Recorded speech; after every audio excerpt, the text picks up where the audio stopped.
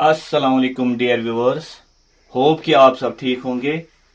मैंने इससे पहले बेसिक स्कीम ऑफ एजुकेशन का पार्ट 1 बनाया।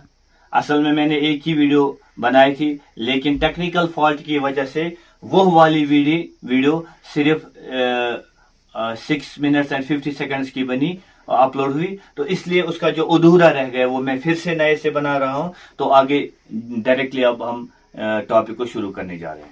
बेसिक स्कीम ऑफ एजुकेशन, जैसा कि आपको पता है कि गांधी जी ने इसको प्रपोज किया है।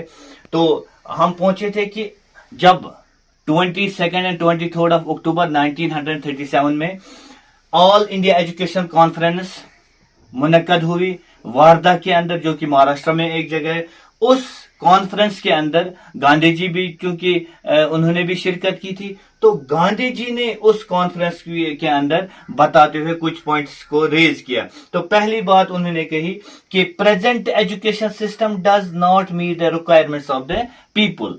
ये जो हमारा उस वक्त ब्रिटिशर्स के टाइम पे एजुकेशन सिस्टम था, it does not meet the requirements of the people. ठीक है, नंबर 1।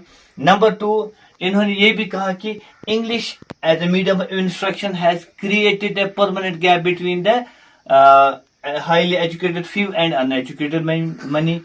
तो जो English as a medium of instruction था उस वक्त के उस टाइम पर, तो उसकी वजह से हाईली एजुकेटेड फ्यू, क्योंकि वहां उस वक्त कहा जाता है कि ओनली 9 से 10% ऐसे लोग थे जिन्होंने एजुकेशन हासिल की हुई थी या जो एजुकेशन हासिल कर रहे थे, बाकी सब अनएजुकेटेड लोग थे। तो इंग्लिश की वजह से इन एजुकेटेड लोगों के अंदर और अनएजुकेटेड लोगों के अंदर एक परमानेंट बार खड़ा होता था। ठीक है। तो तीसरी बात कही, एब्सेंस ऑफ वोकेशनल एजुकेशन, जो यानी उस वक्त जो ब्रिटिशर्स के टाइम में एजुकेशन दी जाती थी, उसके अंदर कोई क्राफ्ट नहीं था। तो इन्होंने कहा, गांधी जी ने कॉन्फ्रेंस के अंदर ये भी कहा कि absence of vocational education, vocational training has made the educated class unfit for productive work. यानी जो ये एजुकेटेड क्लास था, वो जब एजुकेशन खत्म करने के बाद कोई काम उनके पास कोई काम नहीं होता था, इसलिए वो प्रोडक्टिव काम के लिए अनफिट हो जाते थे। ठीक है। और इस तरह से दे वर हार्मड फिजिकली। और एक बात गांधी जी ने कही कि जो पैसा हम खर्च करते हैं, money spend on primary education is a wastage of expenditure. Gandhi ji ने यह भी कहा कि जो पैसा हम खर्च करते हैं प्राइमरी एजुकेशन के ऊपर, ये एक किस्म का एक वेस्टेज है, क्योंकि हम जितना बच्चों को पढ़ाते हैं वो बच्चे उस चीज को हम क्यों ना कम ही पढ़ाएं, वो भी उस चीज को जल्दी भूल जाते थे। इसकी वजह यही थी कि प्रैक्टिकलिटी उस एजुकेशन सिस्टम में नहीं थी। तो गांधी जी फर्दर से, वो आगे मैं दूसरी स्लाइड में लिखता हूं पहले और उसके बाद आप तक पहुंचाता हूं। तो गांधी जी ये भी कहते हैं कि for all round development of boys and girls we have to impart them vocational training. कि अगर हम ऑल राउंड डेवलपमेंटल स्टूडेंट्स की चाहते हैं, चाहे वो लड़का हो चाहे वो गर्ल्स हो, तो हमें क्या करना, we have to impart education, या हमें वोकेशनल ट्रेनिंग देनी है उनको। ठीक है। तो इसके बाद Gandhi ji further says that manual work should be considered as prime means of intellectual development. यानी जो मैनुअल वर्क है, ये मानना चाहिए कि it is a part of the intellectual development. इसको हम साइड में रहकर कोई एक्टिविटी ना समझे, बल्कि इसको एजुकेशन का पार्ट एंड पार्सल समझे। जिस तरह से एक ही कॉइन के दो सिक्के होते हैं, इसी तरह से आप मैनुअल वर्क और एजुकेशन एक ही कॉइन के दो सिक्के समझो, जो एक साथ ही चलते हैं। ठीक है।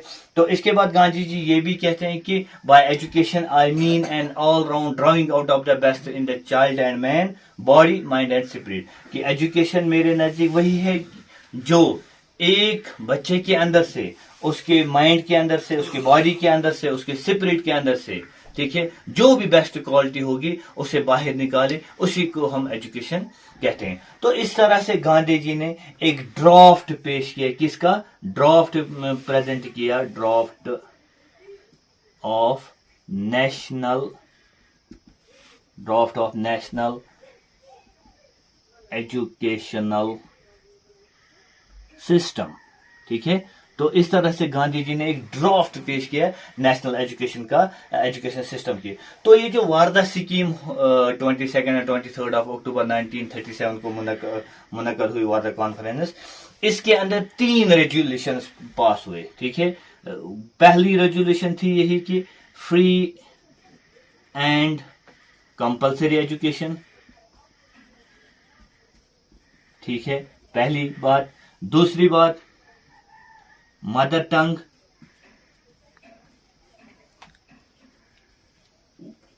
As a medium of instruction.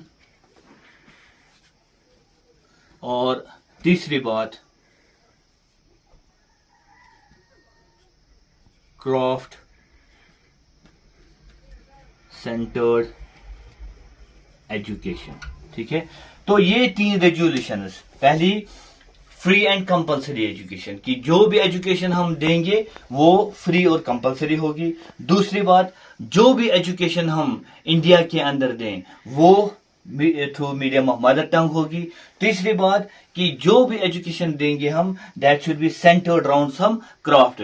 ये एजुकेशन डिग्री या एग्जामिनेशन पास करने के लिए नहीं होनी चाहिए, बट इट शुड बी कि हम इंसान को अपने पैरों पर खड़ा कर सके। ठीक है, तो मजीद क्या आगे लिखते हैं तो वो दूसरी स्लाइड में। तो ये जो रेजोल्यूशन पास हुई, इसके बाद एक कमेटी बनाई जाती है under the chairmanship of doctor Zakir Hussain.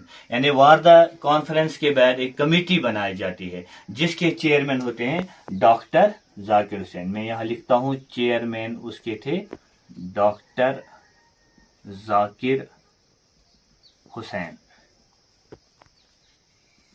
ठीक है, तो इन्होंने जो महात्मा गांधी ने यहाँ वारदा कॉन्फ्रेंस के अंदर बातें बोली उन पर गौर किया और कुछ मॉडिफिकेशंस के साथ इस गांधी जी की स्कीम को नेशनल बेसिक एजुकेशन पॉलिसी को सामने लाया। ठीक है, और जिस मंथ में इन्होंने इस स्कीम को पेश किया था, इट वाज मार्च 1938, यानी मार्च 1938 में डॉक्टर जाकिर हुसैन की सरबराही के अंदर जो कमेटी थी उन्होंने अपनी report basic scheme of education के ऊपर पेश की और इस स्कीम का नाम था Wardha scheme of basic education.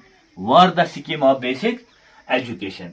तो इस Wardha scheme of basic education के कुछ और भी नाम है, जैसे स्कीम ऑफ नई तालीम, बुनियादी शिक्षा, बुनियादी तालीम।